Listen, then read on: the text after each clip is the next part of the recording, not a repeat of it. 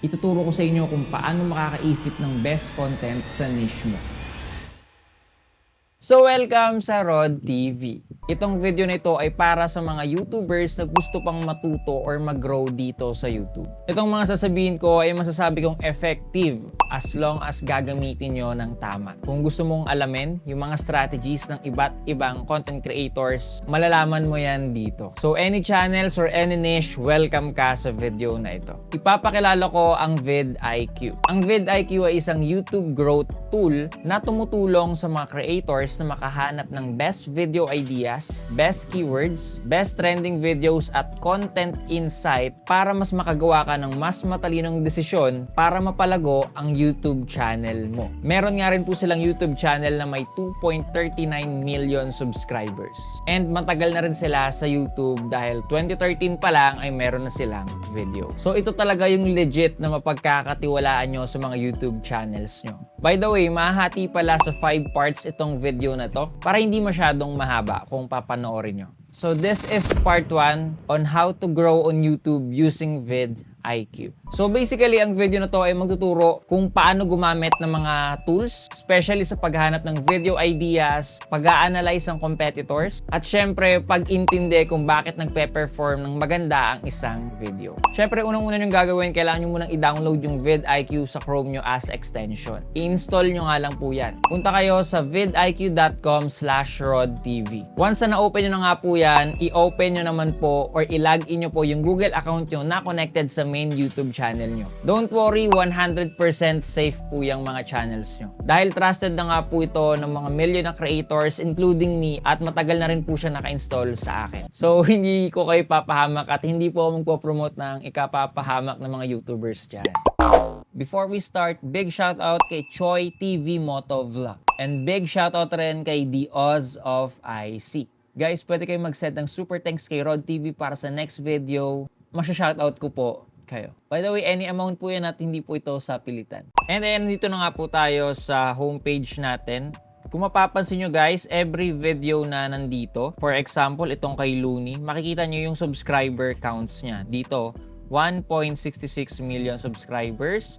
Si Kuya Kurt, 470k subscribers. Si Sir Gab on the go, 8,000 subscribers. So makikita nyo dito yung subscribers count ng channel na nag-upload. Makikita nyo nga rin po dito na merong 1.4k VPH. Ito nga po yung views per hour. And then nga yung kay Kai Abroad, makikita nyo na kapag kulay blue, yung outlier score na to, ibig sabihin mas maganda yung performance ng video na to compare sa average niyang in-upload. Actually, dito ko talaga pwede mag-base para masabi na maganda yung video na to para sa ganitong klaseng mga niche. Kapag tinapat nyo nga yung mouse rin dito, makikita nyo dito merong remix button na kulay blue. Kapag pinindot nyo nga po yan, ang gagawin nito, yung AI ng vidIQ ay gagawa ng mga titles na kaparehas nito or kaparehas ng concept pero yung bibigay niya sa'yo is based sa niche na meron ka. And kung sakaling hindi ka satisfied sa mga sinuggest, pwede mong i-refresh. And kung mapapansin nyo rin, may mga score to. Ito 92, 90, 87, 84. Ibig sabihin, ito yung mga optimization score. Mas mataas na score, mas magandang gamitin nyo as your title. So kapag gagalawin naman natin yung mouse natin sa thumbnail, ayan may lalabas dito na parang image button ng vidIQ. Sakaling ito yung nagustuhan yung thumbnail, pag ginalaw nyo yung mouse nyo, pwede nyo i-download yung thumbnail, pwede nyo i-remix, pwede mag-add to collection, at pwede rin manage collection. Siyempre, kapag download thumbnail, ayan, sabihin, pwede mo download yung thumbnail na yon. Sa remix thumbnail naman, pwede kang mag-add ng mukha mo.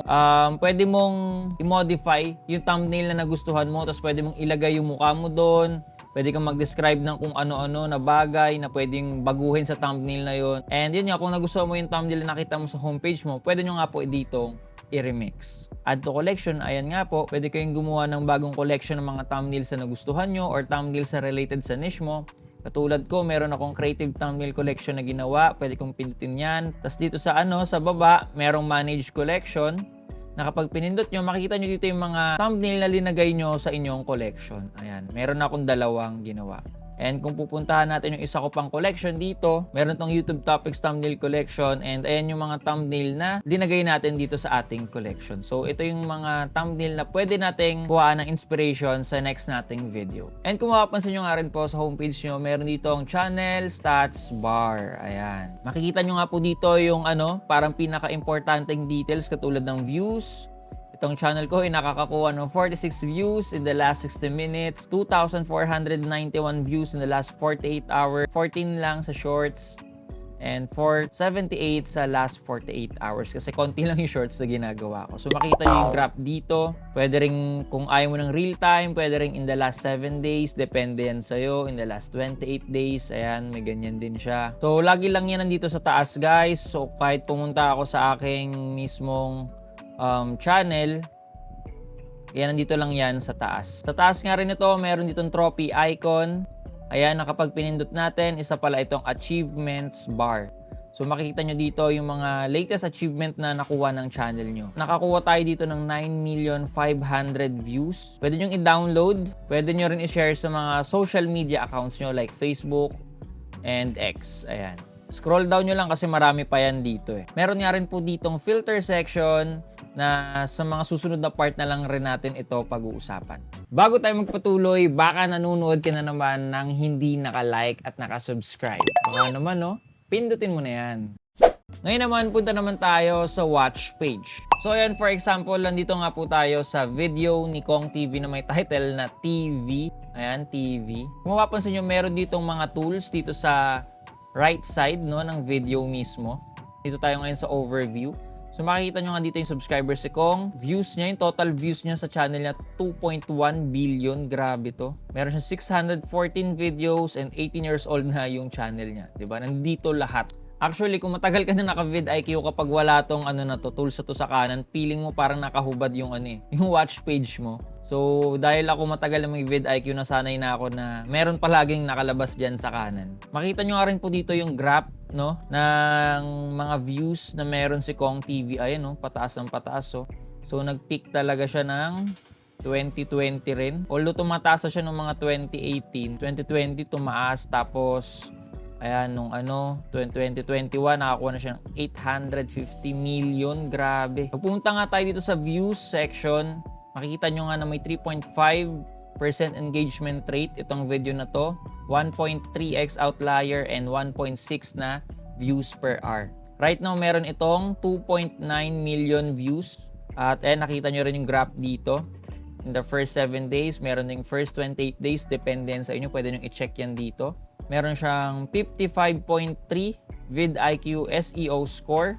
So, ibig sabihin, kahit papaano, nasa average, yung SEO ni Kong TV sa video na to. Pero, Kong TV na yan, kahit hindi na yan halos mag-asikaso ng mga thumbnail, title niya, panonoorin na yan. Pero kung small YouTuber ka pa lang, kailangan mataas score mo dito. Makikita nga rin natin dito, yung channel tags ni Kong TV. Sa mga video tags, ito yung mga video tags niya sa video na to. Pwede nyo i-copy kung gusto nyo. Pwede nyo ring i-download. Ayan. For example, pupunta tayo sa video natin. Kung mapapansin nyo nga dito sa view section, makikita nyo yung thumbnail nyo ngayon. Ito yung thumbnail ko. Pag pinindot nyo nga po yan, pwede nyo i-download yung thumbnail nyo, pwede nyo add to collection. Ito yung favorite ko, open in thumbnail preview. Pindutin nyo lang yan. Makita nyo nga po dito yung Mac homepage, para magka-idea kayo kung anong itsura ng video nyo kapag nakikita sa homepage ng iba. Pwedeng naka-light mode, pwedeng dark mode, pwede nyo i-shuffle, ayan yung mga videos. Pwede nyo ring ilipat, yung video nyo dito, kunyari, sa third. Ayan, nandito na siya. Para magka-idea kayo anong itsura. Pwede ring random. Ayan, nandito na siya. Ganyan itsura niya kapag nasa search page.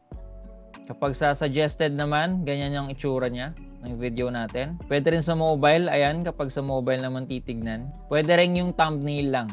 Ayan, ganyan. Walang title. Yung pure thumbnail lang. So, yung feature na yon ay magandang gamitin para magka-idea ka sa iyong research kung anong thumbnail nga ba ang effective na gawin or anong thumbnail ang magandang gamitin para sa niche na meron ka.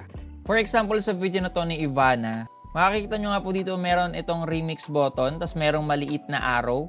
Kapag pinindot nyo nga po yan, meron ditong add competitor. Kung tingin nyo po si Ivana Alawi ay kapareho nyo ng content or kahit anong channel na pinuntahan nyo, pwede nyo nga po siyang i-add competitor.